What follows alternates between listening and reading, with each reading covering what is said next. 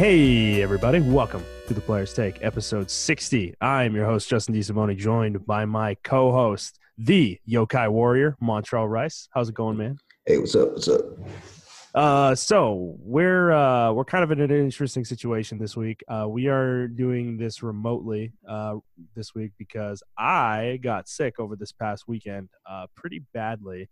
I am mostly recovered from it. However, I still have a cough, which please bear with that during the show. I will try not to cough directly into the mic. But, so I was sick. I'm recovered, but we're being precautious because, there's coronavirus stuff going on right now. So we're going to be doing the show remotely this week. So, hopefully that doesn't mess with the rapport at all, but I don't think it will. Montrell and I are, we got good chemistry and everything. So yes, there's that. I don't think there's any other announcements or anything like that we need to make, right? No, it's nothing besides the audio is going to suck this episode, but that's it. Yeah, that's true too. Yeah, we're not doing our normal setup in terms of audio, so audio is going to sound a little bad. We'll hopefully, if everything's good, we'll be back to normal next week. So please bear with us on that. Okay, so let's just jump right in. For those of you who haven't listened before, this is our weekly show where we talk about video games, video game news, and other topics pertaining to video games. We post at 6 a.m. Central Time on Fridays on Apple Podcasts, Google Podcasts, Spotify, Stitcher, and your favorite podcast app of choice. Let us start, like we always do, with what we've been playing. Montrell, I know you've been playing one game in particular, Nioh 2. How has that been going for you, sir? It started off kind of rough. I had to get used to the game because I haven't really played a Dark Souls type game in a while. So when I say that is I came off of Sekiro, and then I came off of Devil May Cry, and then I came off of Kingdom Hearts 3. So it's been a while since I actually played an actual Dark Souls game in a while. Mm-hmm. Even though a lot of people can say that Sekiro is one of those, but it doesn't have a stamina bar.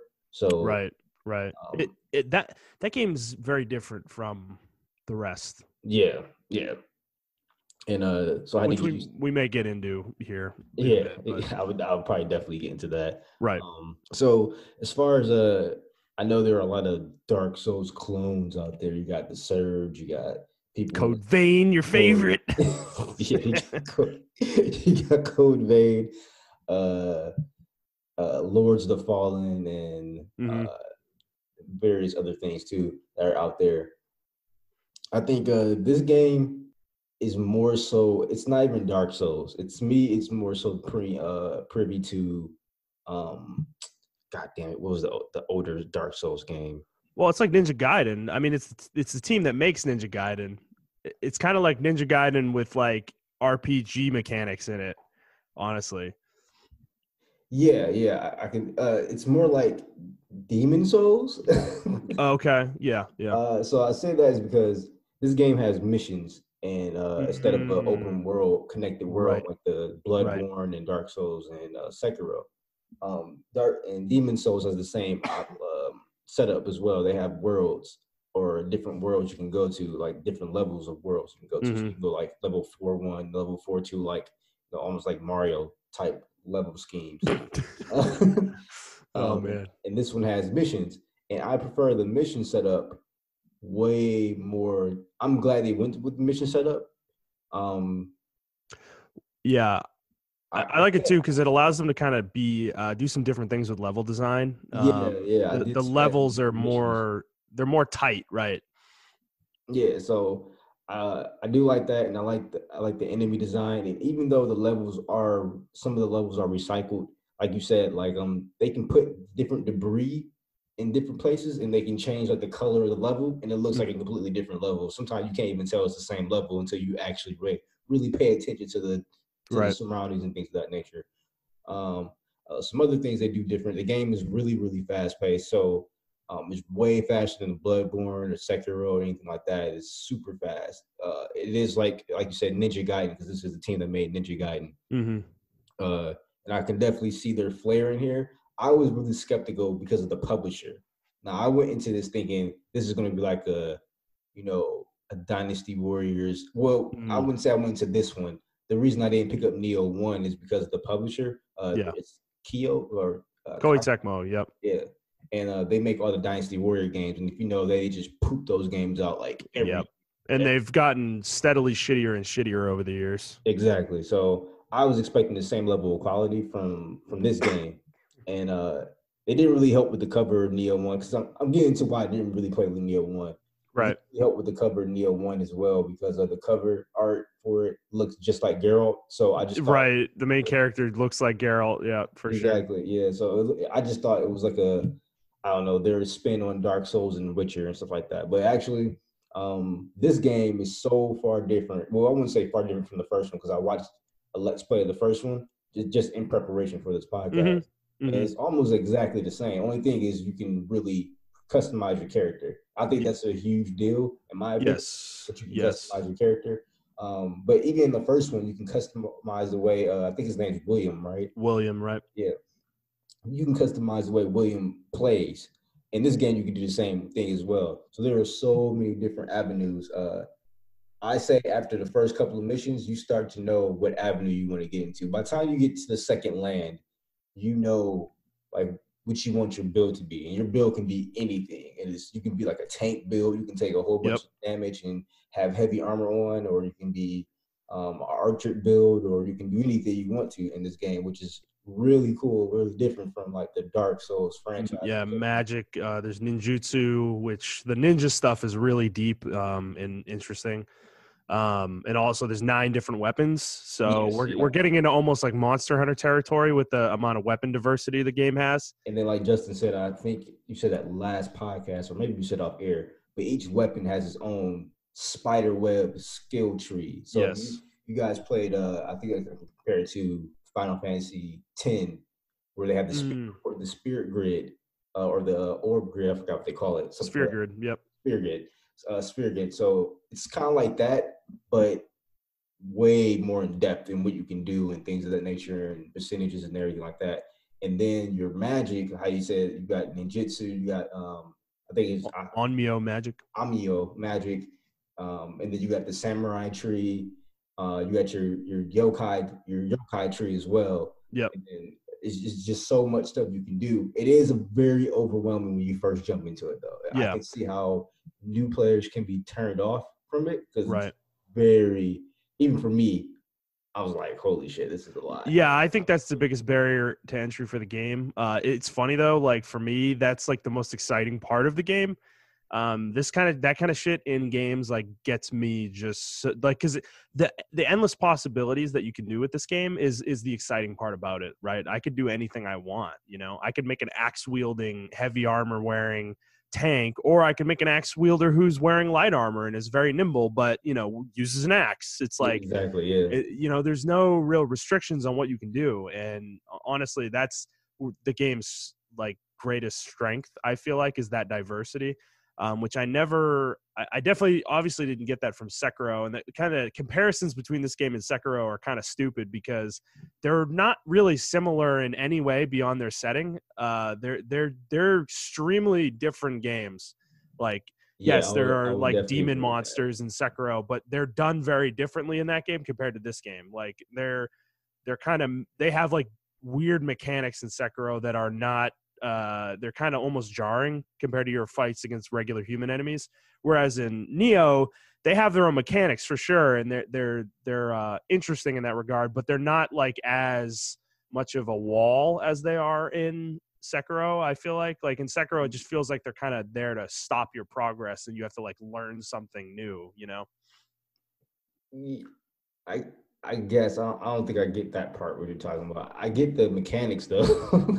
Yeah, I mean, that was my experience with it. I just don't feel like, because they like the human enemies, you can parry and then break their guard bar and kill them, right? Yeah. Whereas with the monster enemies, that's not really a thing. You just kind of have to hit them until you can finish them, Oh, yeah. They do have a parry bar as well, but you can't really parry their attacks. You can like get it down. Right. Yeah, you have to hit them to get it down, and it's like it's just like a really long kind of battle of attrition in that game. Whereas in Nioh, they can be that way, but they're not always that way. Yeah. Some of the yokai are easier to kill than others for sure. Yeah. does. I think that's a fair statement. You can't really compare Neo and Sekiro. Sekiro has a clear vision. It knows Right. exactly where it wants to do with the Right. game. There is no super customization because this is about one character and how that one character plays and that one style that you Mm, can do. Now you can do little tidbits of things within that one style, but the ultimate goal is you're like a samurai. You're like a ninja slash samurai because you can't mm, be too stealthy in the Sekiro, but you have to fight certain enemies. But you can't be certain. You can't be stealthy. Whereas in this game, if you want to be stealthy, you can. I mean, you will still have to fight people, right. obviously, Right. but the within the ninjutsu class, there's even like a subclass within the ninjutsu class. So you can be like a shuriken wielding elemental person who just throws shurikens everywhere and with elements and things of that nature. Or you can be like a bomb trap guy with as far as Yep. or you can be like I went the other route as like a ninja magic. So like like Naruto, fireball style jitsu and stuff like that. Yeah, I saw you Uh, using your Katon yeah, jutsu on Twitter. yeah. So that's the style I went with. And then there's another style where you can just go straight stealth and you can go invisible and Hmm. and things of that nature. So Well, you can have like silent footsteps, and there's also gear exactly. you can wear that's literally ninja garb that will make you stealthier. So yeah, there's just a lot in the game, and yes, definitely overwhelming. I think that was kind of my biggest concern when you were playing it. That I was hoping you wouldn't be turned off by that. But like because I knew once you got into it, the game would really click with you. It's just like it takes a little while to kind of get you there. And I will say the opening to this game is not the greatest. Probably is what I'd say. I think the first level is it's not a bad level.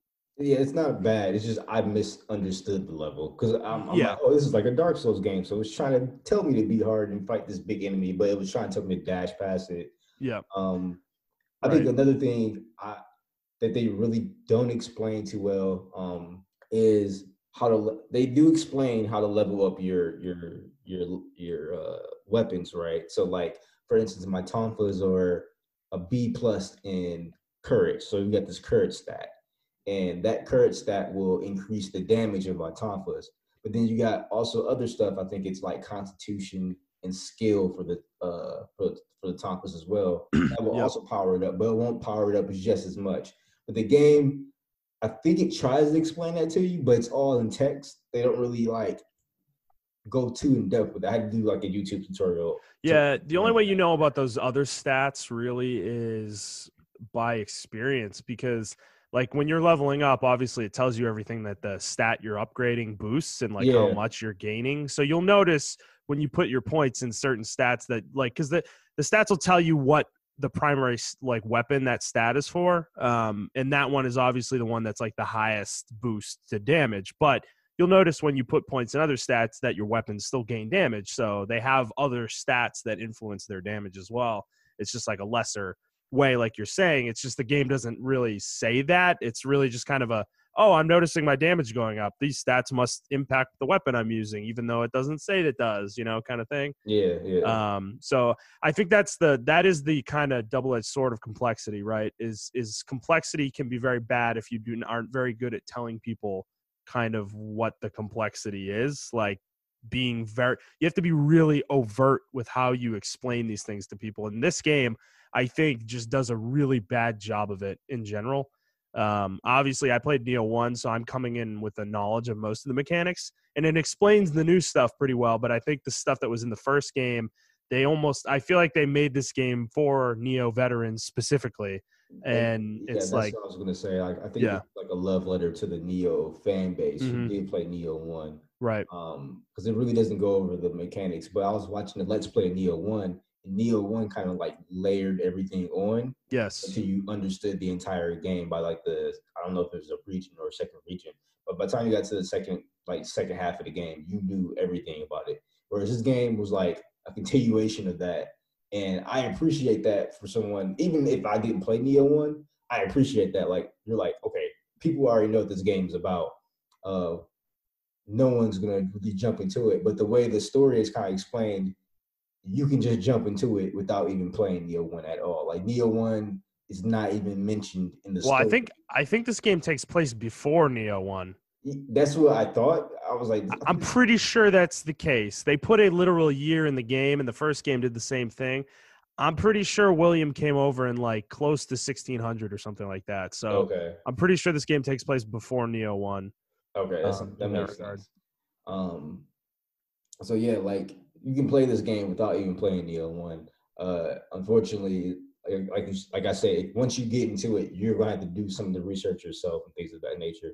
But I mean, you can learn a lot of the stuff just by, I mean, dying and like Right, trial and error and things of that nature. right. Like I said, that may be a turn off to some people because a lot of people don't like dying and things of that nature. But um, for me, I kind of like it. So I'm definitely into the game. I'm addicted to it, and uh, yeah, Yeah, and I mean that's where it's like Dark Souls is that dying part is you still have to learn from death in this game, and that is kind of where the correlation is with this game, Sekiro, Dark Souls, Bloodborne is death is a mechanic in this game as well. Like it's not just it's not just hard. It's you're supposed to take something away from your fights with enemies that kill you. You know, yeah, and it can definitely get frustrating. There have been yeah, so I'm only 3 missions into the game in terms of main missions. I since I got sick, I haven't played the game basically for almost a full week. I tried on Friday and I was playing the third mission and I kind of hit a wall with the boss, but I was sick and didn't kind of wasn't aware enough to realize that I just wasn't focusing very well in the moment. And I just couldn't fight the boss. Like it was murdering me. I think I spent an hour trying to fight it, and I think I got it to half health once. It was really bad. So the game has some frustrating moments though, for sure. But that's kind of the genre, I guess. But in terms of how far are you in the game? Like how many missions are you in? I'm on the second region, Okay. Oh, so so you're not that much further ahead of me. Okay. yeah, I think I'm about to go into the third region. I just gotta beat one more mission. I think I did all the sub missions for the first and the second region now, Okay. and Yeah, there's 3 main missions per region. I think it's gonna have the same structure as Neo 1. I'm pretty sure with that. okay, yeah, I think I'm on the last part of the second region's mission. I'm about to go into the third region, I believe. Um, I will say they did take one thing from, I don't know if it's the publisher or if that's like a requirement of the publisher. They're really into like historical history. So a lot of people Yes. that you will meet in this Mm-hmm. game, I don't know if it's the same for the first one, but Yep. are actual real figures. Yep. There's a So lot of that in the first game too. yeah, so that to me is almost like Dynasty Warriors esque, like because you play with real figures in Dynasty Warriors, Yep. You obviously. meet Nobunaga, I think, in this game, right? Yeah, yeah. I think you actually work with him for. Yep. I'm not sure how that's going to turn out, but yeah. I mean, I think the game's really cool. The story is just like there, but I don't think a lot of people play the game for the story. But it is an interesting story, and I do recommend playing it in Japanese. I did try English dub for the Oh, the English is so bad. and I Oh. switched it over to Japanese. It's a lot more I better. don't know why they did that, dude, because the first game was William was an English character, literally from England, and he spoke English and everyone around him spoke Japanese and there were subtitles and he just like understood what they were saying, but he didn't speak Japanese himself, you know? That's cool. Yeah. Yeah, and I really liked that. And obviously your character is Japanese in this game, so and well, I mean they don't even speak, so I guess it doesn't fucking matter. But everyone around you is Japanese, so I don't the English yeah, the English dub is it's like uh, what's his name? Tochijiro or whatever the first guy you meet or Yeah, whatever. He's he's got super annoying in English. yeah, he's got such an annoying like I don't understand what they went with that. So I'm gonna switch it to Japanese. I think next time I play, for sure. But in terms of my feelings on the game right now, I think it's kind of interesting being somebody who played Neo 1. The game is as good as Neo 1 in terms of mechanical like play, like playing the game and then the customization and all that. But I am like almost disappointed in it in the sense that there's like no ambition with this sequel. You know, it's like literally kind of they just made the same game but a little bit better, you know. And that's fine, I guess. Like there's plenty of games like that. I just was almost hoping for a little bit more from it. And they've made some changes too that I think are a little questionable, like the voice acting thing we just talked about. I don't like the fact that your character is silent. I hate silent protagonists. I've never liked them. I don't I like, it's just an annoying, awkward thing in video games that I will never understand the appeal of. But and then the changes to shifting to into yokai form. Obviously in the first game you didn't shift into yokai form, but you had a similar mechanic, right, where you were like invincible and you had this kind of bar that went down and you used attacks and took damage. They have, in my opinion, nerfed this into the fucking ground in the second game to the point where I feel like it's almost useless. Like, I don't like it lasts like 3 seconds. That's what it feels like. You know, it's just like you use it, you take one hit maybe, and then you're out of it, you know, or you use like one combo and you're out of it, you know. Maybe later in the game this is different and it feels a little bit better, but I just like in the first game, I mean, maybe it was OP in the first game, but I felt like you could actually keep it up for extended periods of time if you were good enough, because you would kill an enemy and it would refill your bar, and you'd be able to chain it between enemies within a level in the first game. And in this game, it's just like that's like almost impossible. It feels like, at least at the beginning. So I don't really love the changes there because there's a whole skill tree dedicated to shifting, which feels cool and all, but it's just like so weak that it just doesn't even feel worth it, you know, investing in it. So yeah, so I was gonna ask about that. So like when you shifting is like the double trigger mode, right? When you go into double trigger mode, or you shift or whatever. Yeah, it does feel, and I haven't even played the first one, but I agree with you. I rarely use it. I only use it if I'm about to die and I need to take some extra damage. But I rarely use it because I feel like the one that I picked was the feral one where you get that. You have like dual daggers or whatever. Yeah, exactly. And the only reason I got it is because I feel like your burst counter is really valuable because you can cancel that into like, you can dodge out of a lot of stuff even when your stamina is down and you're in that animation where you're breathing. You can dodge out of it. You can cancel that. It can cancel a lot of other different animations too. Like when I'm doing my ninjutsu thing and she has to blow into her fingers to make the fireballs come out, I can cancel. I can do it. As soon as the fireballs come out, I can instantly cancel all of it with that shift dash. So it's very valuable in that aspect. But as far as like actually going into the shift mode, it's terrible. Like you do barely no damage. It's like worse than using your regular attacks. And it's really bad. It's really frustrating in that regard because that wasn't the way it was in the first game. It was like a fucking you would wreck enemies in like 3 hits. Maybe it was OP, but it was like you didn't use it the way I use it in this game, where I feel like I use it the same way you do, where I'm like, it's like an emergency thing if I'm about to die, basically. You know, like it's like a last resort kind of thing. Whereas in the first game, I would use it the second when it was up because it was so valuable. You know, it would get me through like 3 or 4 encounters, you know, if I was good enough with it. And it's just like, I'm really disappointed in that so far. I'm hoping they buff it or something, or it's better later on the more you invest in the tree. Because so far right now it sucks. I want to try other shifts or other yokai, but that dash, that burst counter is just is really good. To where I don't even want to try the other ones because I just feel like they don't have the same value. I mean, they cancel all the stuff too, but it's just like it's not a dash. It's like that thing has a lot of invincibility frames when you dash through it, and it's so valuable in different situations. I think maybe it's probably that mode. I'm assuming like it was probably really bad because they feel like they have to counter it, they have to balance it. But I haven't used the other ones yet, like the beach, the hammer one, and then the magic one. I haven't used any one of those yet. I just think I think they felt a need to balance it. They just went way too far in the other direction, you know, in terms of balance. Like they made it useless almost. Yeah, I agree with that. That's unfortunate. So I hate it when games kind of do that. It's just like, I mean, it's a whole mechanic within the game, you know, and it's not even worth turning on, you know.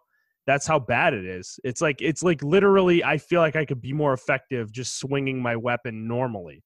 And that's a bad situation to have with something that is supposed to be this awesome like resource you have, you know, this ability you have.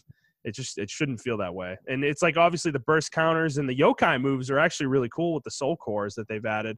Those are really cool, but the shifting itself is just it's garbage. So I mean, I'm gonna keep playing it. I'm hoping to jump back into it this weekend, and I'll have more thoughts on it, I guess, as I go. I really do want to get deep into this game. Unlike the first one, I got deep into the first one too, but I really kind of want to like get into like end game kind of stuff, which I didn't really do in the first game. So I'm hoping to get pretty deep in it. It's just like the marriage of the stats of the Dark Souls kind of statistical systems and the skill trees, combining that with like a Diablo-esque loot system is just, it's such a beautiful marriage. In the setting that it's into is like, it's just it hits like all my buttons of what I like, you know? Yeah, I like that. I've been doing some of the expeditions, and I really like that aspect of it. Even though I feel like it's a little easier with the expeditions, I don't feel like they buff the enemies a lot. When I do expeditions. That's funny. A lot of people disagree with you. Really? I feel like it's super easy. They say the health is like out of control, that it takes you like fucking 5 minutes to fight a regular yokai because they have so much HP.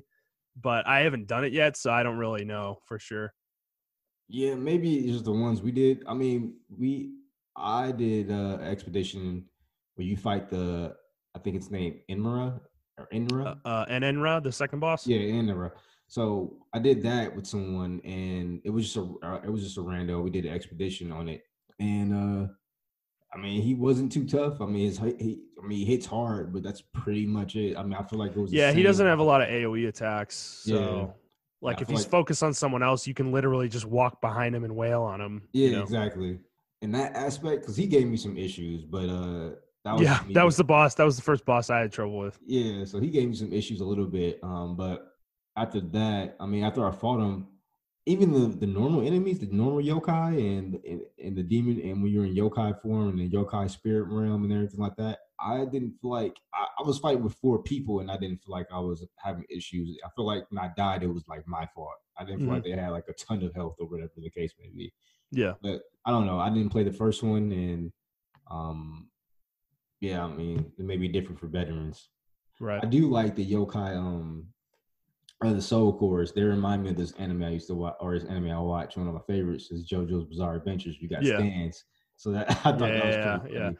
Well, yeah, it's like almost like a Mega Man mechanic, right? Yeah, exactly. You're like taking your enemy's abilities and using them against them. Yeah, I thought that was really cool because some of them are stupid, and then some of them are really valuable. Where you can throw them to a combo, like the hammer one. I really love that because I can do a combo and then throw into at the end of that combo string. So the one you get from the first boss is fucking so good. It's insane. Like the reach on that and the damage that it does is pretty insane, honestly. Really? For the I first, don't really like it. Maybe I need to use it more. Well, dude, so the trick to it is that you have to hit with the tip of the sword, and it does maximum damage when you do that. Oh, okay. The closer the enemy is to you when you use it, the less damage you do. That's my kind of feeling on how I've seen it being used myself. The second one, I haven't really decided on a second one yet because I've just really been using that one more than anything. The rest of them so far have kind of seemed almost like meme worthy, some of them. But I guess that's kind of the point, though. Some are just like fun, goofy little abilities, and other ones are like going to be like really good, valuable. So. Yeah, the hammer one, that really takes down their stagger bar. Like I can do that at the end of a combo string, and instead of them, when their red bar gets hit, I use my hammer at the end of it, and they're already instant death blow. And it's pretty cool. So I don't know. I mean, and another thing too. The stamina bar, I don't even know what you call it. Key bar. The key bar, yeah, that's really cool. I think I like how the enemies have one and you have one, and both of yours can go down and things of that nature.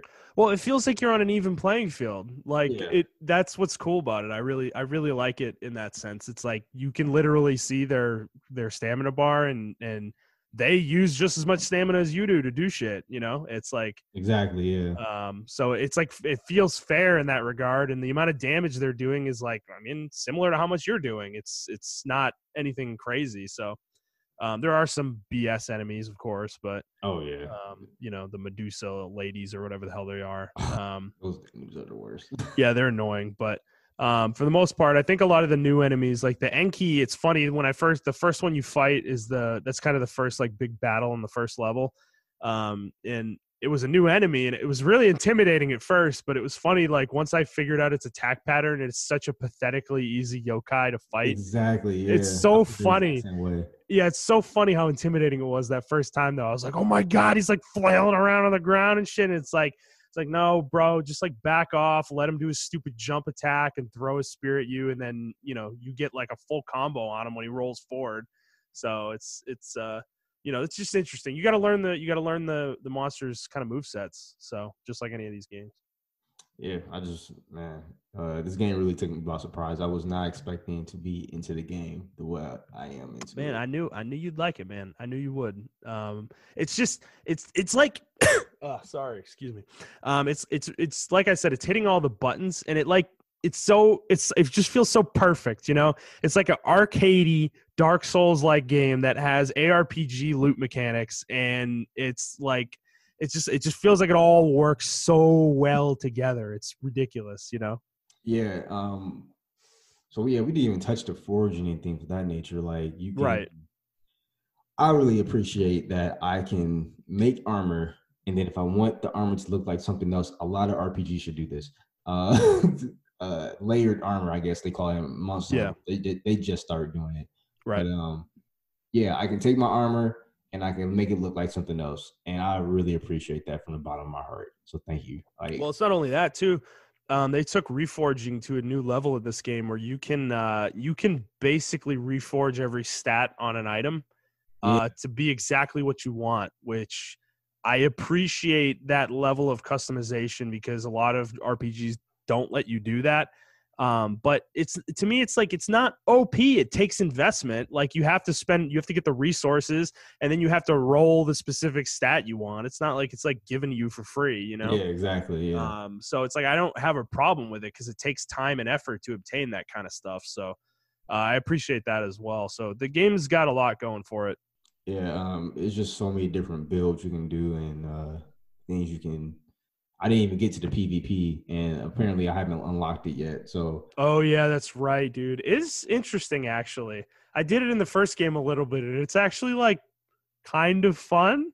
It takes really good net code probably to pull off well because the precision you need that both players need to have needs to be like unmitigated. Yeah, it needs exactly. to be perfect. Yeah, but that's pretty much all I've been playing this, and I just downloaded Phantasy Star Online 2. Ooh. So I'm really into like an action game type deal right now. Is it on PC yet, or is it just Xbox still? It's just Xbox for right now. I'm not sure if it's on PC yet. Shit. I haven't tried it. I should download it. Yeah, you have Xbox, right? Yeah, I should download it because I'm sure the game's account system is going to be such that I can just play on PC like when it comes on PC. Yeah. And I'll have my characters and everything there because it's an MMO. So fun fact about that, since it's on Xbox, there's Sega starting sunsetting the Vita version of this in Japan. Oh yeah, I know. I saw that. Poor Vita, man. The Vita just it's blow after blow, man.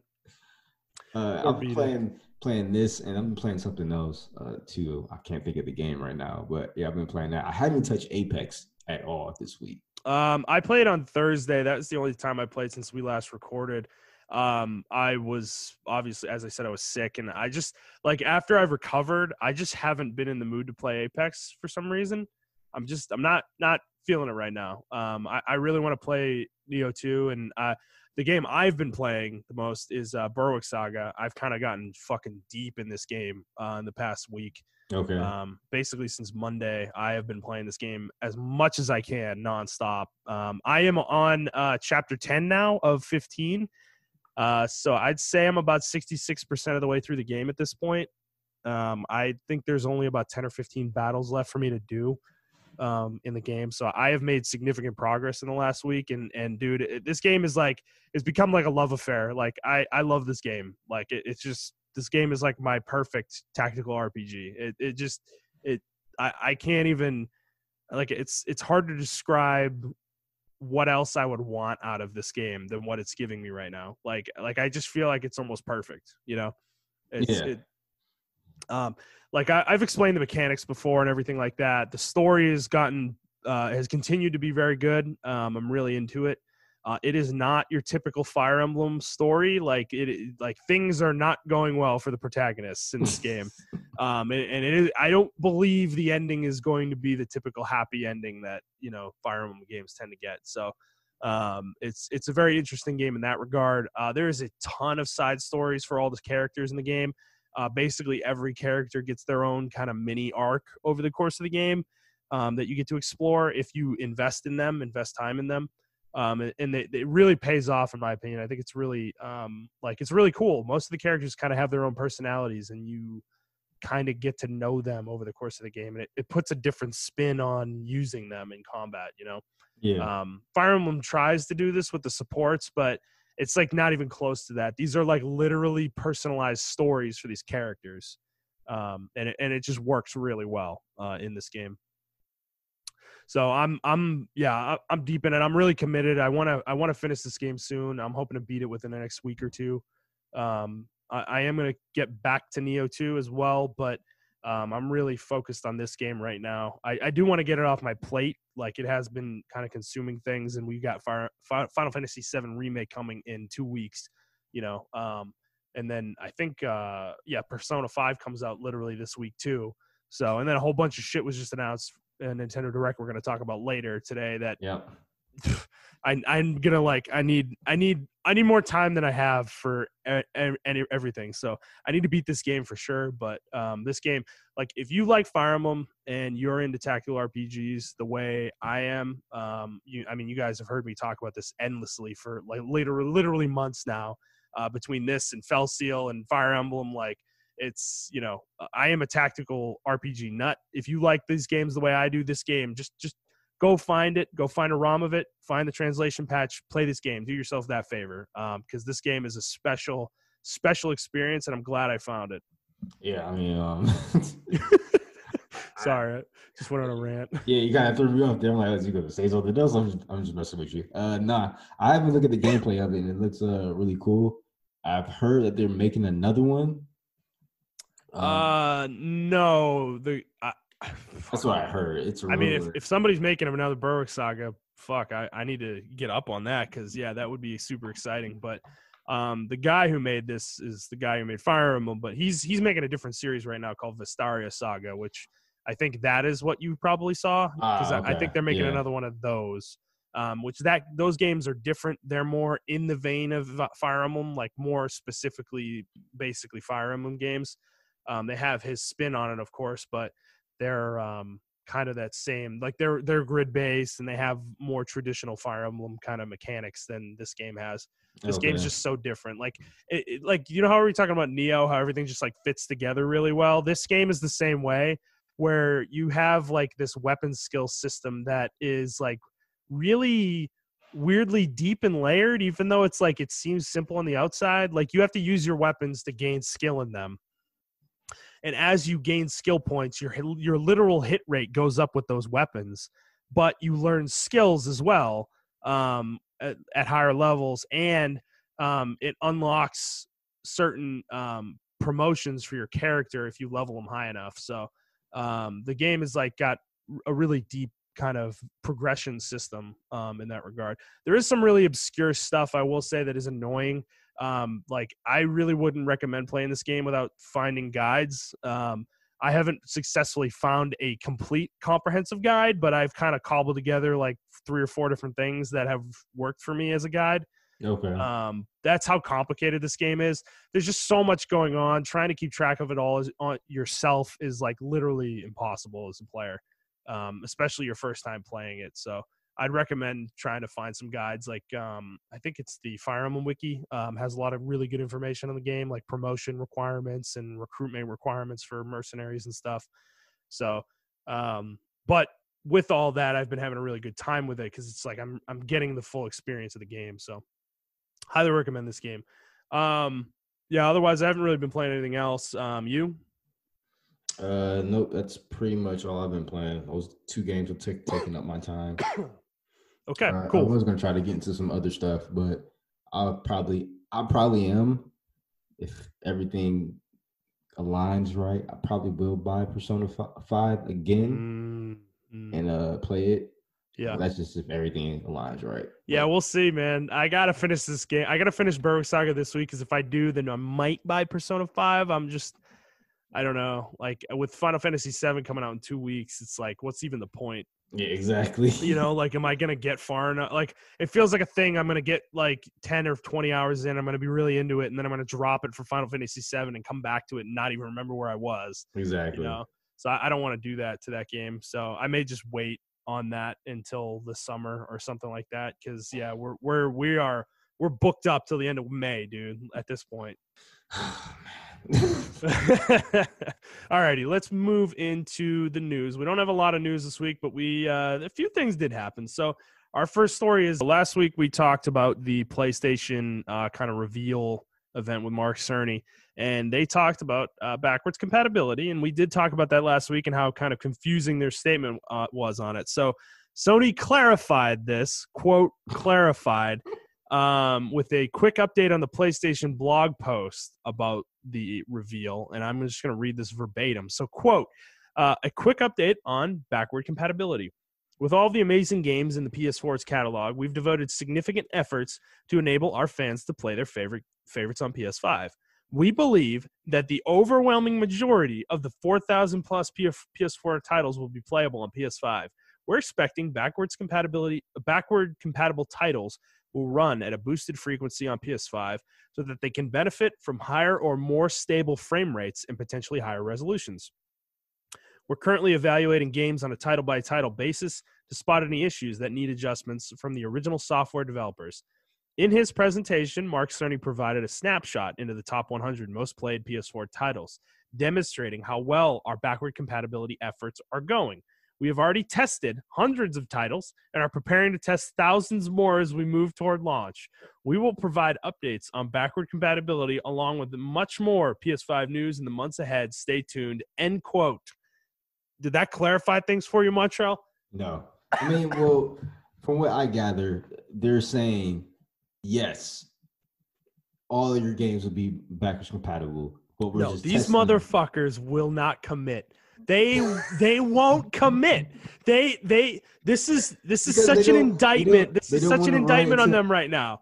They don't want to run into a game where it doesn't work and people call them their shit. So they have to, for legal sake, they have to do this. We believe that the overwhelming majority will work. I mean, what are we talking about here? Xbox doesn't use this language. Like, they don't talk about their backwards compatibility in this way. They say they've been saying that there will be 4 generations of Xbox that will work on Xbox Series X. Like, they're not being vague like this, and they're not saying things like, we've tested a number of games and we think they'll all work. It's like, the fact that they're having to test games this deeply too feels like bad, you know? That like they don't even know if games are going to work, you know? I think they're just being cautious.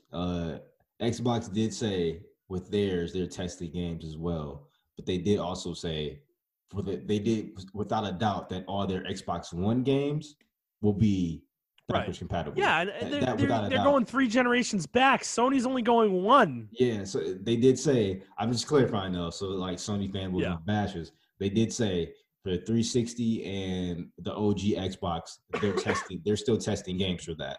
I know ones that are already approved and on backwards compatibility list, I think it's like 3,000 or 4,000 games right now for the for 360 the Xbox One. Those games will work. I know for the OG Xbox games though, they're still testing those. A lot of those games, they're still testing. But for a fact, if you just want to talk about backwards compatibilities from current generation to next, all of their games will work. So you are right on that aspect. And I think Sony needs to just say like, hey, it really scares me because this is gonna kill me, dude. It really scares me though, because I really think this is another PS3 situation. I really think this software they have or whatever, it's gonna work for like, a year, and then they're just gonna pull it. Yeah, I really think this is one of those situations where the PS5 because it's supposed to be the most powerful console, and everyone's like, it can read. It has like 5 GB read speed, which is super fast. But my thing is like, what is it doing to do that? Like, why is it not just like an easy port? Because everyone, dude, you didn't build into the architecture of your fucking hardware that you could play PS4 games. Like, that's what I'm saying. This is, dude. They put back compat on Xbox One in 2015. And the game came out 2013, right? Yeah, it's been 5 years. You've known for 5 years that this was a thing people are going to want on the new consoles. Like, you've known that. So I do want to talk about that right there. I think this falls into the backwards compatibility. Sony has really been out the loop. They're almost on like Nintendo level out the loop with this. Like we let Nintendo slide with this, and we shouldn't, but we do because it's Nintendo. Yeah. And their virtual consoles and everything of that nature, like I don't know what the fuck they're doing, right? But we're like, oh well, we have ROMs and things of that nature. We can still get them out of there and everything like that nature. All right, cool, fair. Same thing with the PlayStation, right? Well, you can't get the PS3 because the PS3 ROM emulators fucking suck. But yeah, because that console's impossible. So my thing is, with the PS4 though, everything was supposed to be simple. You always hear devs like, "Oh man, this console is so simple to develop for." And then even with Mark Cerny's his presentation reveal, he was saying that we want it to be easier for developers and things of that nature. But my thing is, how easy is it? Like, and you were listening. You were listening to the developers. Yes, they got that aspect down. They were listening to them, and I appreciate them listening to developers. But what about your consumers? I feel like they've been out the loop with their consumers for the last 3 or 4 years. And the reason I say that is because people have Vitas, and it may not be a lot of fucking Vitas, but people have fucking Vitas. And I do. People want Vita support. People wanted Vita support. They wanted it for forever. And I remember 3 years ago when they did their own little conference or whatever after E3, and they were like, "Oh, we got Vita games everywhere," and then that was the last I heard of it. Right, that was it. And because after that conference, I was thinking about buying the Vita. I'm like, okay, if they support it more, then yeah, there could have been a ton of different storage options they could have had. In my opinion, they could have made it to where firmware to where you can put something into the Vita, or you can put it on you get free online storage or something of that nature. All you gotta do is connect to a Wi-Fi, you get free online storage, something like that. They had a lot of different options for storage because that was a big thing with the Vita. But even I feel like that was kind of blown out of proportion. And I'm like a Vita hater, and I'm like, yeah, that was kind of blown out of proportion. And people talking about the Vitas in that way, because I just love the PSP, and I wanted the PS Vita to be the PSP2. A lot of people did want that to be the PSP2, but it's just like Sony did not listen to their fan base at all, and I think they're since they're on top right now because I keep seeing a lot of people posting stats like, oh man, look how many stuff the PlayStation 4 is sold, and only the Xbox One is only sold a fraction of that. It only has PS2 sales, and it's like that's not the point. The point is, Xbox is listening to their consumers, and to a certain extent, even as anti-consumer as Nintendo is, they're listening to the consumers. They knew their consumers wanted, portability and things of that nature. And they know what their fan base is. They know what their market is, right? Exactly, yeah. They've always been good at handhelds, and they know that. Like, they cannot abandon that market, Nintendo knows that. Sony, on the other hand, I feel like is successful in spite of themselves sometimes because, like, they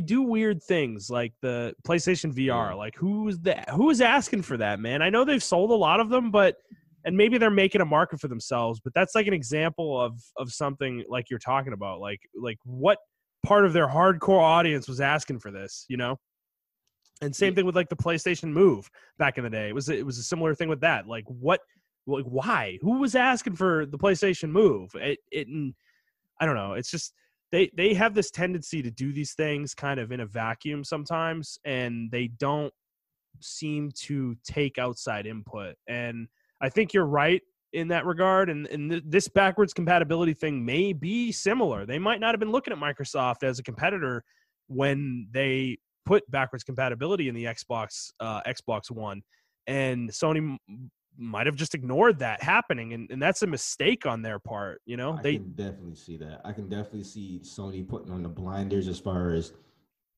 backwards compatibility, as far as what Microsoft is doing. Because let's be honest, right?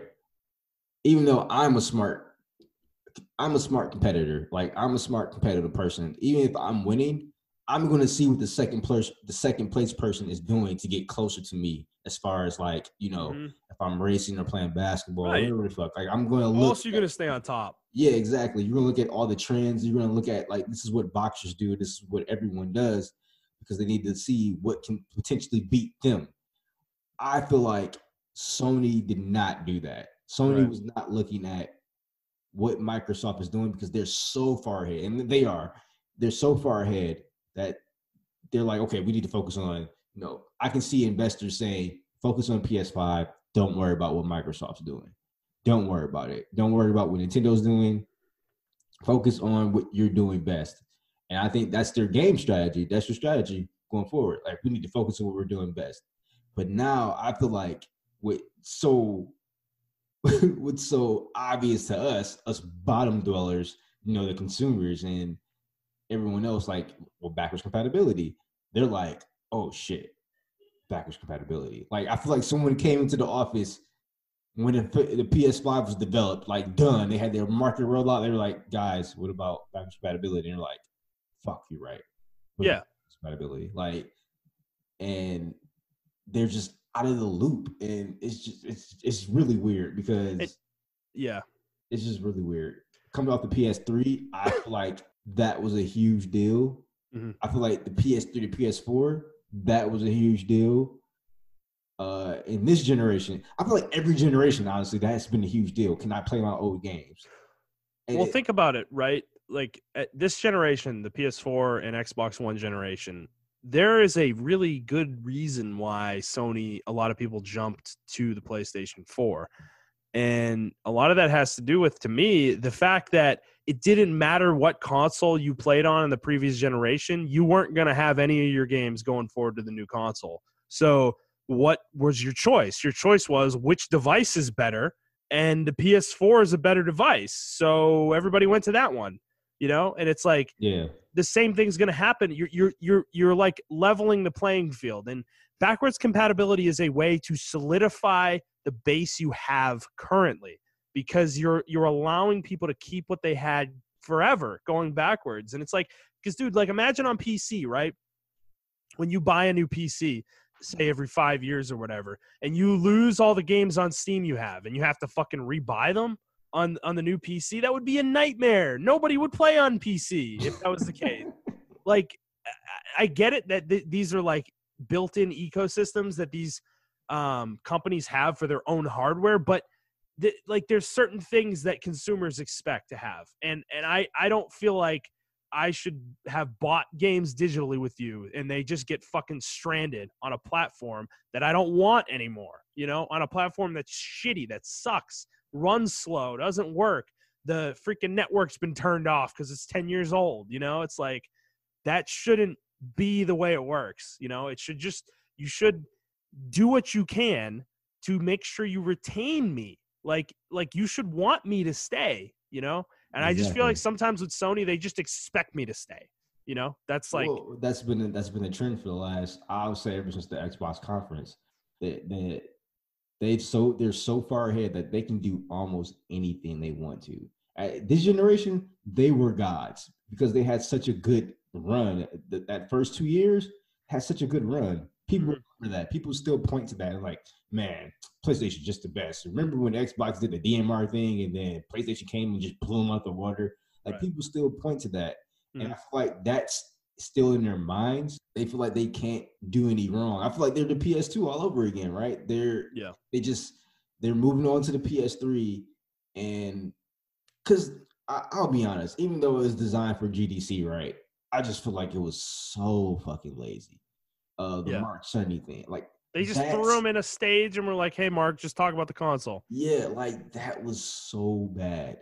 And it was so PS3, like you're gonna take it. It wasn't as bad as you're gonna take a second job out for this game. It was like, oh, all you guys care about is power. You don't care about the video games.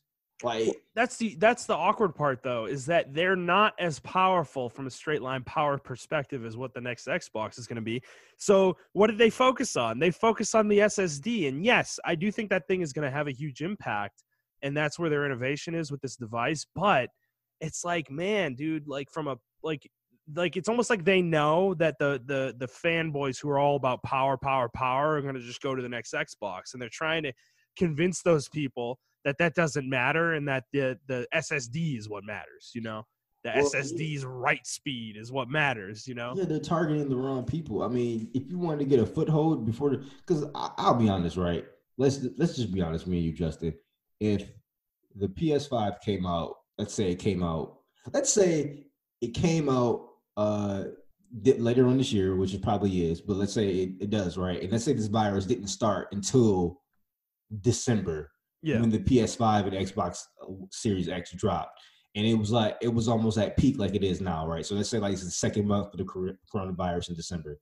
Mm-hmm. People would still go and buy these consoles. Like gamers would still go out there. I'll be out there buying a console. Oh, I would too. Yeah, definitely. Yeah. So I feel like now they're trying to pivot and I feel like they're trying to use this virus honestly as a way to be like, well, we don't want to reveal anything because we don't know what the future holds. No, you do. I feel like games have one of the most stable economy systems in the entire media because gamers will still go out and buy your consoles because all we want is more power and better video games to play. We want to see people's creativity. And you can't get that if you don't show me anything. Well, we're one of the most loyal fan bases in media. Yeah, right? Exactly. And like we talk about the weak will of gamers all the time, you know, and like we're part of that. It's because we love the medium, you know. And if Sony's going to sit here though and not show us anything until June or July, whereas Xbox is like, you know, they're telling us things every week. It feels like about the new console. You know, it's like, I mean. They're constantly eventually it's going to get to the point where no one's even going to be thinking about the PS5 because Xbox owns the conversation. Like, and this thing last week was not the way to take the conversation away from them. It just didn't terrible. Work. It didn't work. It was boring. Oh my God, it was so boring. What were they think? Like, how did they? Like I said, I'm trying to give them slack because everyone's like, "Oh, this was designed for GDC," but they knew who the people were going to be watching. Like it was almost the same thing with the Xbox reveal. Yeah. People know who's going to be watching these things. Gamers, just show one video game. Just show one video game. Well, dude, isn't it stupid too? You do this thing for GDC, right? And you intended to do it for GDC, but the people who attend GDC already know everything you're talking about. You think the developers don't know the fucking specs of the PS5? Like they're making games for this fucking thing right now, you know? So it's like this was intended for like, I don't know, indies, I guess, who don't necessarily have that kind of information, but it's like the major players in this space already know the PS5 specs. They have dev kits. Like they know what this thing can do. So who are you talking to? Of course you're talking to the consumers. Like, so you're right, because in 2013 when they revealed the PS4, they did a similar thing where they had Mark Cerny on stage talking, but it wasn't just this. It was a conference where they showed games. They talked about features. You know, they didn't reveal the price or the date, the release date, but they showed the console. They showed the controller. They talked about those things. You know, like they didn't even show the damn box in this thing. Like, what are you doing? You know, like consumers don't care about the fucking SSD's write speed. Like they just don't, you know, like they want to see what the controller looks like. They want to see what cool new features the controller has. They want to know what the UI is going to do. Like what other features, like, you know, how they added Twitch to PS4, like that was or wasn't Twitch at the time. I forget what it was. It was some weird streaming platform that I don't even think exists anymore. But point being, that was a cool feature to talk about. You know, that was a selling point of the console in a time when streaming was becoming important, you know? Exactly. And they're not talking about those kind of things right now. It's like, it's just making me concerned that they don't have anything to talk about, you know? And it's like, I know that's not true, but the way they're posturing is making it feel that way, you know? It feels like they want to release it. Like I said, it feels like I said last week, I think Xbox really fucking called their bluff. That's what it feels like to me. It feels like Xbox called their bluff, called them out, and was like, "Well, we got our next console out this year. How about you?" And somebody's like, "Yeah, we do too. I'll get right back to you real quick." And it's that's not the case. I mean, it feels like they were just so high off the PS4 craze that they thought maybe they had one more year. I honestly think they thought they had one more year. Like, that's why I said 2021, because I remember you talked about this off mic or on mic. But I thought they were going to try to extend this console generation because they were making so much money off of it. Like, why would you want to go to another console generation? If from Sony's perspective, why? Why would you want to do that? I'm making so much money off the PS4. I don't need the PS5. But the PS4 is so bad as far as disk write speed and everything like that nature. Both consoles are, to be honest with you. We need more power, and I slightly disagree with that. The consumers don't care. I think consumers didn't care about the specs. We just wanted to know that it does have an SSD. Okay, great. It's going to run faster. That's all. Right. They don't care about the granularity of what that means. Exactly. Though. Yeah, exactly. Like, they know that an SSD means fast. Like, they don't need to know that it's going to allow developers to make games in a specific way. They just want, like consumers, I think the general consumer just wants to see the fruits of that, like see the actual games that take advantage of it, you know? Exactly. Like, they don't care about the theory of what it means for game development, you know? Yeah, you can talk about all this stuff, but if we don't see it in action, then it's not relevant, in my opinion. This was just I think this was an unforced error, the whole thing, and this backwards compatibility thing is kind of the centerpiece of the unforced error to me. The fact that they won't even commit to it for PS4 games is just like so fucking funny, dude. It's like they've been doing this for months too. They're just like back compat, yeah. You know, and it's like I'm just not surprised by this at this point. Like, I was kind of expecting this, and people who were thinking we were getting PS3 back compat or even PS2 and PS1, you're just like dreaming, dude. Like PS2 and PS1 were possible, but I don't think they're possible at this point. And PS3 was honestly that was never gonna happen. I just I think that was always a pipe dream, but you know, it's just funny to think about because there are people out there who still think they're gonna come out and announce PS3 back compat, in the future. I'm like, that's what you have. Dude, yeah, I think that's what it is. I think PS Now is their answer to that. I think that's what it is because I think that I just think Sony from a technical standpoint in terms of hardware design, like their engineers for hardware and network are just not like, I don't want to be a dick, but they just don't seem like they're as good as what Microsoft has, you know? Yeah, I mean, you're comparing like a multi-billion-dollar company. I mean, they're both billion-dollar companies, but Microsoft is just on a whole different level as far as that. And it definitely shows because they figured out a way to do backwards compat. Exactly. And they figured it out quick. Yeah, they did. It was it probably took them like a year, to figure it out. It's like Sony couldn't even figure out how to change your name without fucking your games up. Like, I will say Microsoft did future-proof a lot of stuff, like changing your name. You can do that way back on Xbox 360. I know. It's basic network design, right? Like it's shit. Like, if I was in the room, I would be like, look, don't hard code names. Are you kidding me? Like, I know that. I'm not a network engineer, but I know that, It's like, I don't know, man. This is wild to watch. So I'm watching this whole thing with bated breath at this point. I cannot wait till the next time they talk about PS5 because I actually think the next time they talk about it is going to be really, really good. Yeah, because they're going to show games. They're going to show the console. They're going to show the controller, I bet. We're going to see real things next time they talk about this. So. Yeah, I think it's really good competition because at this point, I'm not sold on either one of them. I'm still waiting for which one's going to blow me out the water with the games. That's what I'm really waiting for, just the games right now. Yeah, I'm at this point. I'm still leaning Sony because I expect their exclusives to entice me more than Xboxes, but that can change, man. I mean, it could be a situation where I buy both, and I haven't done that since the GameCube generation, honestly, where I've had all three devices at once. But it might be a situation like that. And that's bad for Sony. Somebody who like me, who's so embedded into PlayStation, to be buying Xbox's console and playing Xbox. That's not good for Sony. Like, that wouldn't be a good thing. So even if they got my sale, like their competitor getting my sale too is not what they want, Yeah. Because that also means I'm buying games on the competitor's console. I'm playing games on the competitor's console. I'm not spending all my time on PlayStation. So I don't know. It's they definitely foobarred some things and recently, and they need to get on track. I think the games are going to save them though, like they always do. I do expect high quality from the games, so we'll see on that front. All right, let's move on to our next story. We've only got a couple more here. So Nintendo kind of stealth dropped a direct this morning. Man, I didn't even know it was happening, man. I didn't either. It just happened. They just dropped it on YouTube, dude. There was no announcement. It just happened.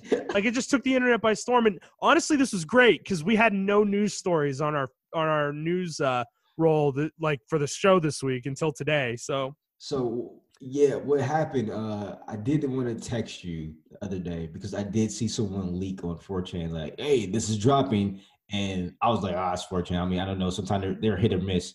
But yeah, someone did leak, said like, "Hey, the direct's gonna happen this week," and it did. So wherever that leak is, man, good job.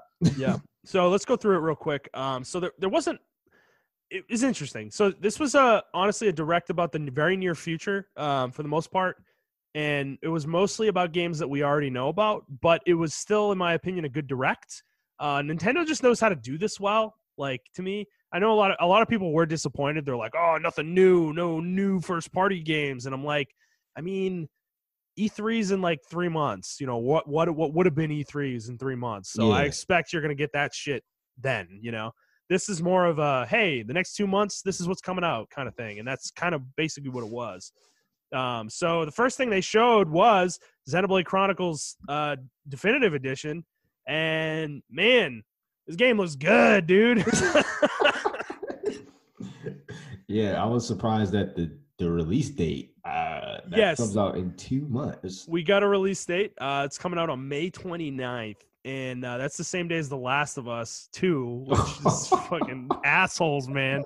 But I gotta say, like, seeing it in action though a little bit more, I am like really excited about this now. Like, it basically looks like the original game, but like beautiful, Yeah.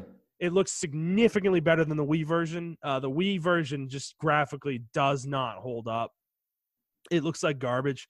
I'm so happy that this game is happening because I really think having a version of Xenoblade Chronicles that just will stand the test of time now, like graphically, gameplay, story-wise, all in one package is going to be really nice. But that's not all we're getting with this, though. There is actually going to be an epilogue story in the game, so additional content is going to be in this game as well, which is exciting. Yeah, the additional content is really was really interesting to me. I know it was rumors when the original game came out that they're like, man, they wanted to do a second region or a third region or something of that nature. They never got around to it because of time constraints. But it looks like they're able to actually finish the story off now with that. Yep. I am surprised how good this game looks. I'm surprised they put it off so fast. Like, I wasn't expecting this till next year or the end of this year. Right. I was expecting like December, honestly, dude. Like the last couple Xenoblade Chronicles games too.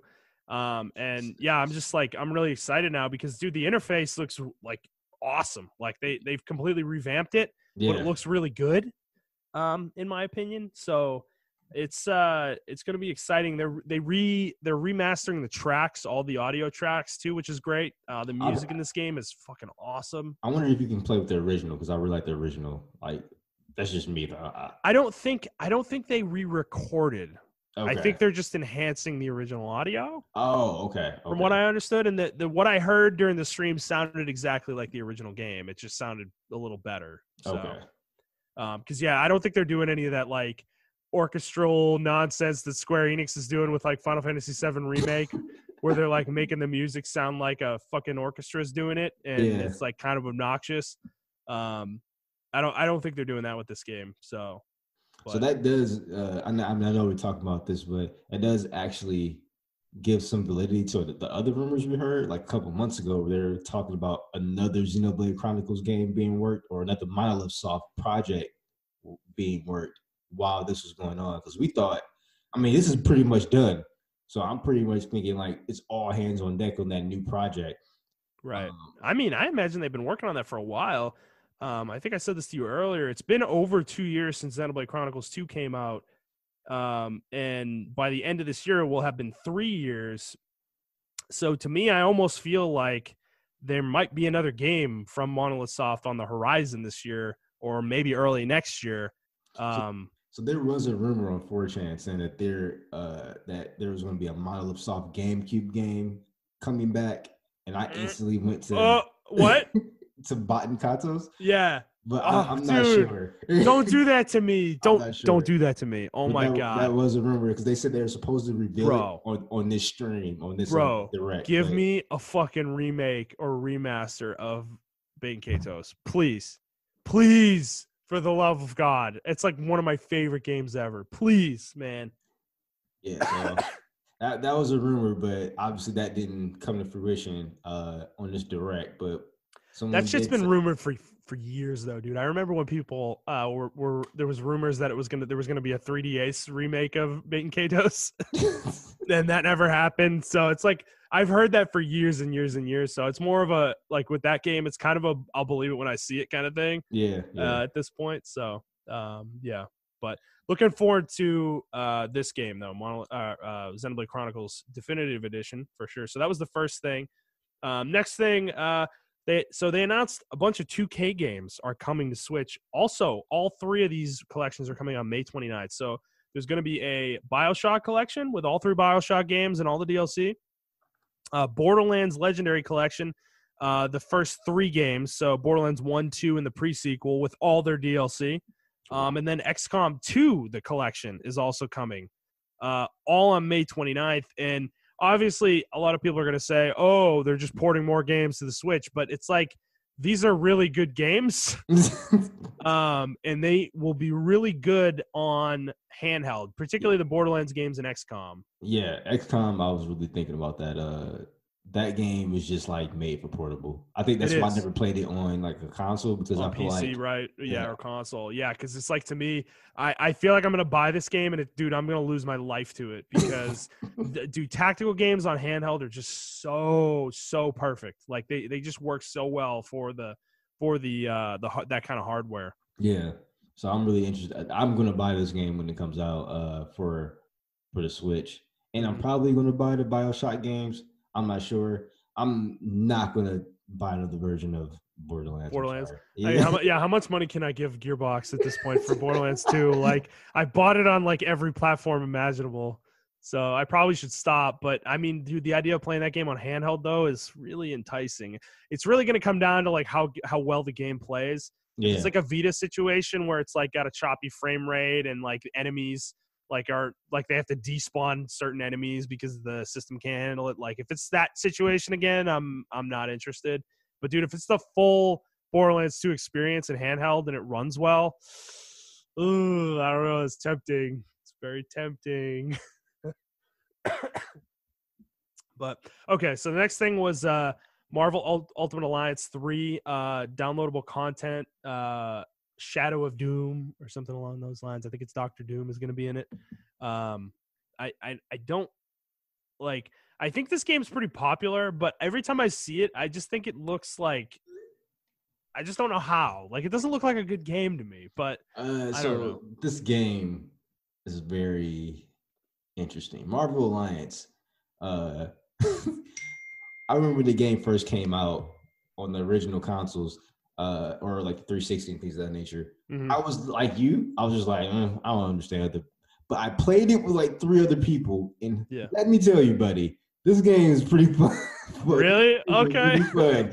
Like these are the type of games like they have the Diablo-esque type or the ARPG-esque type feel to them, where each hero has a skill tree, and enemies come at you and everything of that nature, and you play with like 3 other people, and it's just really, instead of like, medieval characters, you're playing with superheroes, and it's just be fun to play with. Like, especially local co-op. Local co-op on these games are really fucking fun. Like you get 4 people on the couch and you're just playing this shit on a Friday night or something. It's just fucking fun as fuck. So I think that's why a lot of people like these games, especially now because the whole coronavirus. I can imagine a lot of people are playing these games online, just in party chat or something like that, and just having a good time. Right. So after that, there was some Ring Fit Adventure DLC announced. Okay. Can I be honest? I think I'm about to buy this shit. Really? This shit looks fun as fuck, and I like to work out. So this shit, I think this would be a really good game for me and Deanna to play because this game looks really fun to find. Fair enough. I've never even. I don't really even know what you do in it. But this, I've heard ring. A lot about it. So you got this ring. You can like do different adventures and stuff like that with the ring, but you got to do like different fitness stuff. And there's just the Wii Fit trainer ladies in there and the Refit trainer guys in there. It's really cool. After that, there was Animal Crossing New Horizons announcement. They're doing a Easter event April 1st through the 15th. It looks pretty interesting. And then they announced a new game that is out right now. It is called Good Job. And it is a game where you work in an office building and you have to do a bunch of random shit, basically. That shit looks fun. It looks super fun. I might pick this game up, dude. Like, I like it. Looks really quirky and interesting to me. I don't know. It looks like a fun little puzzle game that has like interesting physics. Speaking of puzzle games, oh god, wait. What are you talking about? What are you referencing? Speaking of puzzle games, what else came to the Switch? Catherine Full Body. Oh, that's right. Well, that wasn't the next thing. You're getting ahead of us. I don't think it was. No, I'm sorry. I'm going through a list here. Like, okay. So, next thing I'm seeing is that Smash Bros. DLC was announced, and it's going to be a fighter from ARMS. I think that's cool. What was funny is somebody said people are getting mad at Nintendo for putting a Nintendo IP character in a Nintendo IP fighting game about Nintendo. I'm like, yeah, dude, we talked about this. The community is fucking super entitled at this point. They think they're gonna get like fucking, Sora. Like Sora or like, I don't know, Jackie Chan from the Jackie Chan Adventures, like crazy wild shit that's like never gonna happen. That's like their expectations at this point because Nintendo's pulled off the impossible a couple different times. It's like, so it's. I mean that's the stupid part about this is like. Most of the DLC, you should honestly expect them to be from Nintendo games, Like that would be my expectation. So, I don't know. Maybe I'm just crazy, though. Next thing, they showed Bravely Default 2, which has a demo that's out today, and the game looks good. Yeah, it looks really good. I really wasn't a fan of the art style of the first one. This one looks more 3D-ish, and I kind of like it, and I really like the job system as well. Yes, it's got more of a. I think the original game kind of looked more like a. I don't know how to say this. It looks almost like a gotcha type RPG game, in my opinion. Like sort of, and like chibi almost. Yeah. You remember those early 3DS or I think early 3DS like Final Fantasy remakes that were 3D. Yeah. It kind of looked like those, and it had a similar art style to those. So I know what you mean. This game looks more defined. Like the characters look more defined. Yeah, and I really appreciate that they have feet. So I mean, so it looks the art style of the first one really turned me off, and Bravely Default second. It's not 2; it's called Second Bravely Default or something like that. So Bravely Second, and I know the RPG mechanics are really good. They sound like they're up my alley, but it's just like some games I couldn't get past the art style. This one, I'm probably going to invest time into it. I'm going to play a demo first, see if I like it, and then I'm going to buy it.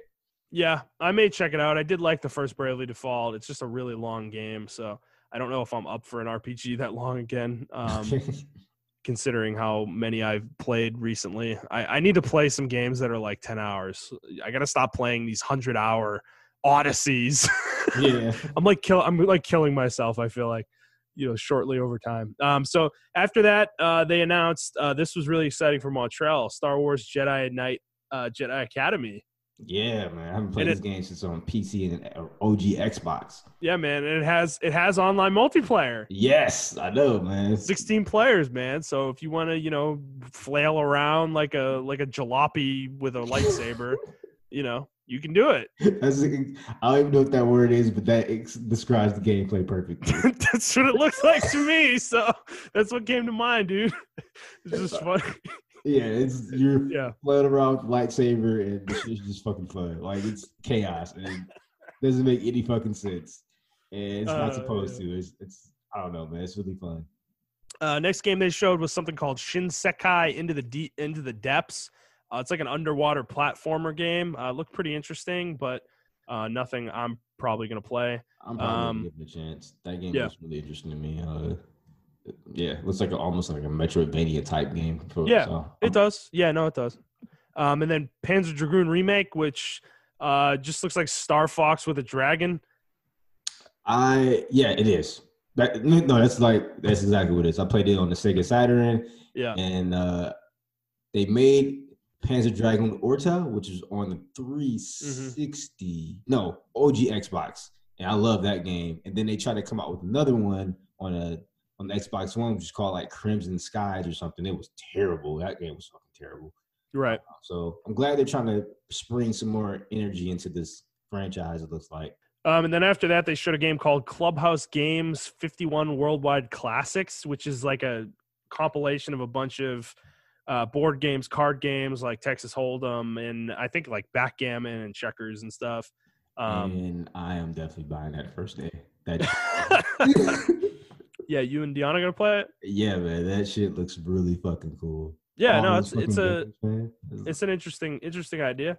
Doesn't it have the Wii games on there as well? I don't know. Was that a different? I know they announced like Wii's, like the old Wii games, or you can do Wii bowling and shit like that. Like, oh yeah, no, I don't think it had that. Okay. In it.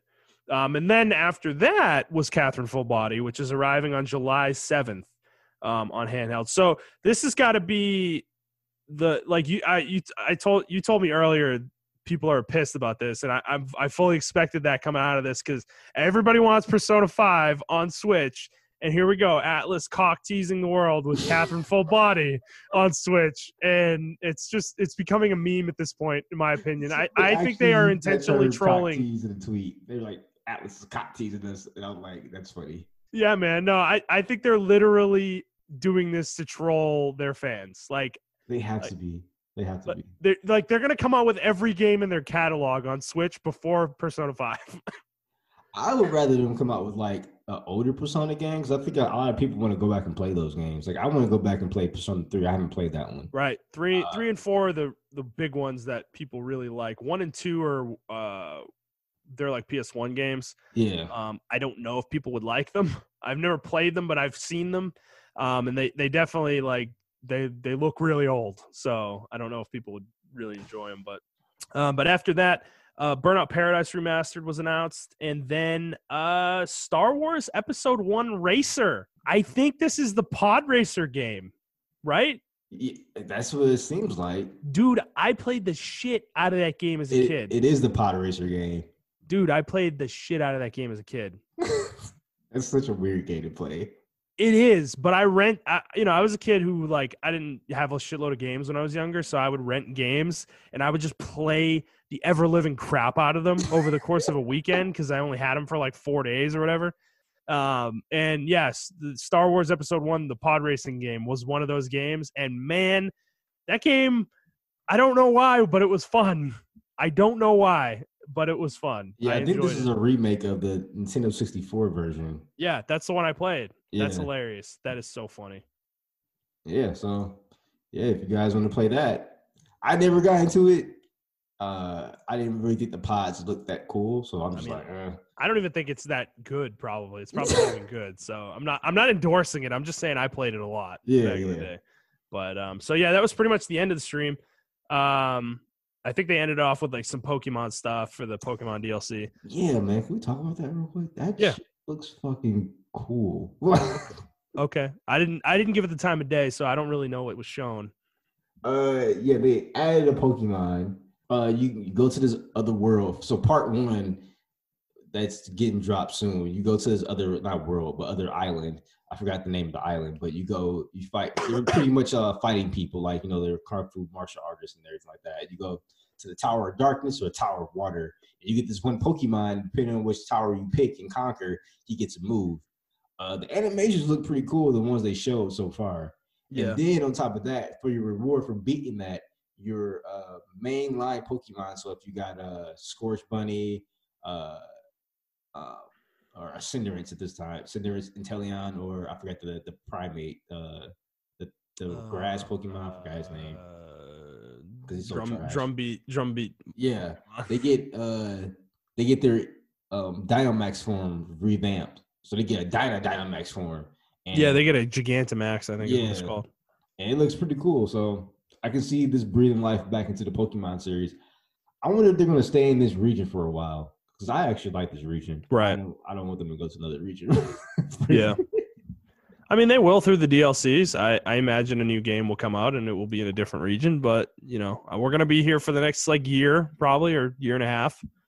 So if you want to play it more, you can, man. You will be able to. You just got to pay $30. Yeah, it's expanding the story and stuff like that. So yeah, people that were into it, I mean, go crazy with it. Yeah. Okay, let's move on. Our next story is, so we haven't talked about the Epic Games Store in a while, and this story is not specifically about the Epic Games Store, but it's about Epic Games and kind of where they're going here. So they had bought Psyonix a few months ago, and they've kind of signed a couple publishing deals for a couple games. But they have recently signed 3 different publishing deals with 3 different developers for exclusive games. So Gen Design, who made The Last Guardian, Playdead, who've made Inside and Limbo, and then Remedy Entertainment, who most recently made Control. They've signed deals with all 3 developers to make games for them. And the interesting part about this is that obviously it was publicly announced, but they announced it along with a kind of vision, I guess, for publishing.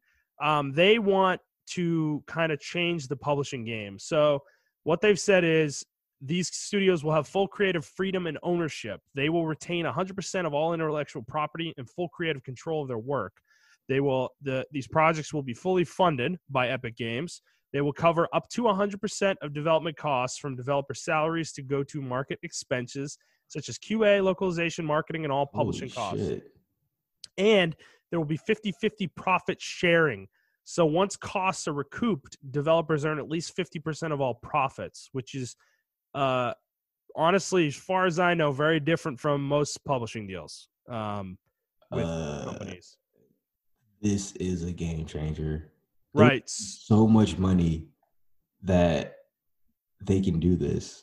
They're putting their money where their mouth is, because they said something similar to this about, the Epic Games Store, the way they wanted things to change there as well. So I look at this as a very positive thing, obviously. Yeah. I think this is great, and I hope this does push significant change, because I think a lot of developers are going to be eager to work with Epic if they can do this for everybody. Yeah, I can see them. Honestly, this may be a stretch.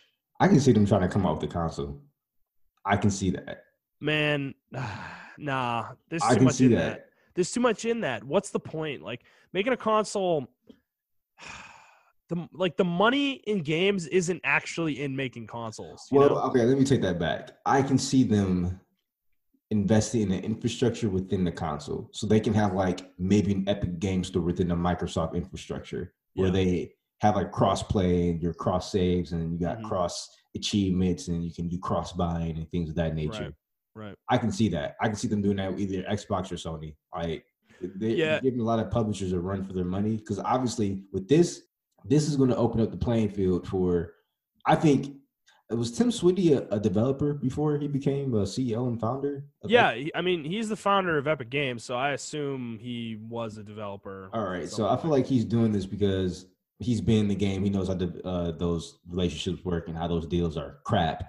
Well, I have a quote here from him in that vein. He said, quote, "We're building the publishing model we always wanted for ourselves when we worked with publishers," end quote. Okay, yeah, so there you go. I feel like this is actually going to, like you said, change the game because people are going to have to compete now for developers, which they should, dude. Yeah, you're right. Like when you're talking about talent like this, like Playdead and Remedy in particular, like those are not like small unknown studios. I mean, Playdead's not huge, but the Inside and Limbo are two of the most well received games in the last 15 years, you know? Yep. Mm-hmm. And Remedy's no slouch with Control. Like that game was well received. It didn't sell great, but they're a pretty good AAA studio. Yeah, they're known for some really good quality. Like sometimes their games don't really hit, but the games themselves are really quality as far as like storytelling and things of that nature. Right. So these aren't pushovers that they've signed here. Like this is kind of a big deal because like Remedy was rumored to potentially be purchased by Sony a while back, and that didn't happen. And now they've landed here. So it's like the things are kind of moving around, obviously. And I think Epic's here to stay, dude. Like they're going to be a publisher, I think, going forward. The Epic Game Store is not going anywhere. If they can actually make that a usable storefront, then I mean they're going to be a force to be reckoned with. I mean, with Fortnite on top of that, like they already are a force to be reckoned with. So it's just interesting to see these guys. They're really using that success to kind of propel themselves into a different ecosphere of gaming, of the gaming industry. I think you're right because I remember that's what we should have put it on the list. I just thought about it now that we're talking about Epic. So Project Alex got released, or Half-Life Alex got released. Yes. This past week, and they asked the developers some questions about. They asked Valve about developing, and I think Valve they literally said that they want to use Half-Life to push tech. So I think Valve they want to become like either a tech company or like a developer / tech company. So that's why they use Half-Life on VR, Half-Life Alex. And that's why they already confirmed that they're not working on Half-Life or Left 4 Dead 3. And it sounds like they're not working on Half-Life 3. I think they just did this debrief stuff into the Half-Life franchise. But either they're going to move straight publishing or straight hardware. But I think you were right when you said a couple months ago. I think Valve really wants to get away from Steam and wants to do something else. They have so much money that they can just do that. Yeah. And I think that's why they're letting Epic just take over. Because no fight. There's no fight. I've never seen someone just not fight for their market. Yeah, dude. They're doing nothing. They've continued to do nothing too in recent months. So, I mean, it's been over a year since this Epic Game Store came out, and Steam has done nothing to stop them. So, I'm not surprised on that front. So Epic's here to stay. I hope they do challenge the traditional publisher model because most publisher deals are not in the developer's favor in any way, shape, or form. That's why most of these studios end up getting purchased because that is that's the easiest way to guarantee your studio has a future a lot of the time, which that is not a guarantee even in and of itself a lot of the time, as we've seen with EA studios. So, but hopefully Epic can push something here that allows studios a little bit more freedom in what they're allowed to do, which honestly might make better games, which might sell more copies, even though traditional publishers have very strict ideas of what can sell a lot of the time. So, all right, let's move on. Final segment of the day, game releases. There's not much this week besides like Half-Life Alex. I see a game here called Duck Souls Plus. Probably, I'm assuming a Dark Souls meme game of some sort. Montrell's favorite series, One Piece Pirate Warriors 4. The God. Naruto fighting game with One Piece skins. I know you love those, man. Hate them all. Otherwise, the only other one that's interesting to me is it's called Twin Breaker. It is a brick breaking game that is it's only $10. It's on PlayStation and PS Vita, PS4 and PS Vita, and it looks pretty fun. I like brick breakers, and they don't come out very often. So, interesting game to me. It also is made by one of the podcast hosts that I listen to. So, interesting game. That looks interesting to me. Also, Legend of Heroes Trails of Cold Steel 3 is coming out on PC. I feel like one of these games comes out every fucking week on a different platform. And I want to play this series really bad. It's just like I just don't have time. Yeah, but it feels like a different one's coming out every week.